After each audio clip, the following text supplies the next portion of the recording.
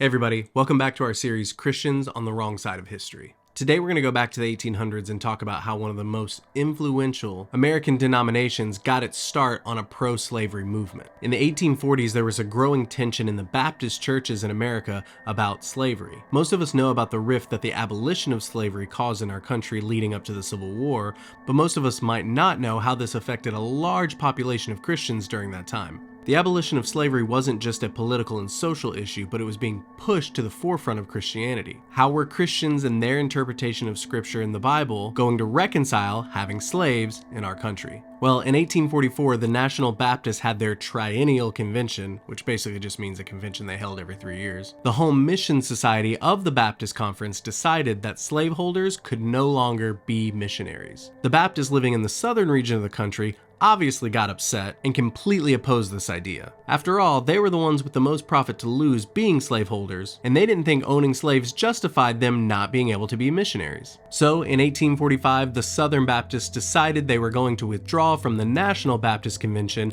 and form what we know as today the Southern Baptist Convention. That's right, the Southern Baptist Convention that most Americans have been exposed to was formed largely in part because of their pro-slavery ideals.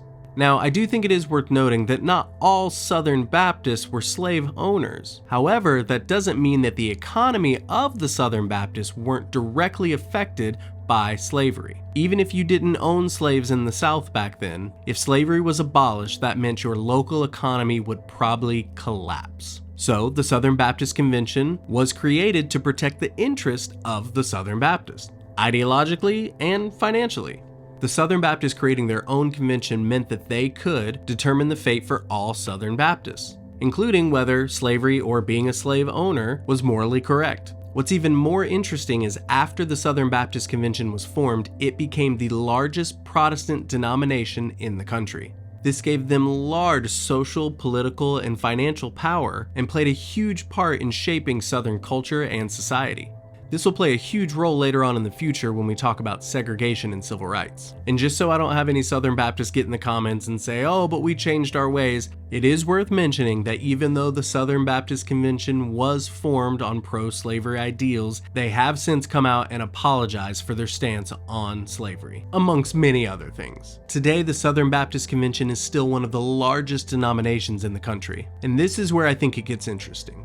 As we continue to do our series on Christians on the Wrong Side of History, I think it's worth mentioning that the evangelicals do not have a great track record. Socially speaking, the evangelicals have consistently made wrong choices when it comes to social issues, only to then later apologize and finally catch up with the rest of society. I don't know about you, but it causes me to pause in today's society when I see evangelicals pushing a social issue, or pushing back against one. Because having studied evangelical history, I'm constantly wondering if the thing they're fighting for today is the thing they'll be apologizing about in 50 years, once they catch up with the rest of society. Pro-slavery, as horrendous as it is only really the tip of the iceberg when it comes to evangelical social issues. They admittedly were wrong about it then, and have since apologized. So my question to the evangelicals out there is, given the social track record of the evangelical world, how can we know that you are on the right side of history today?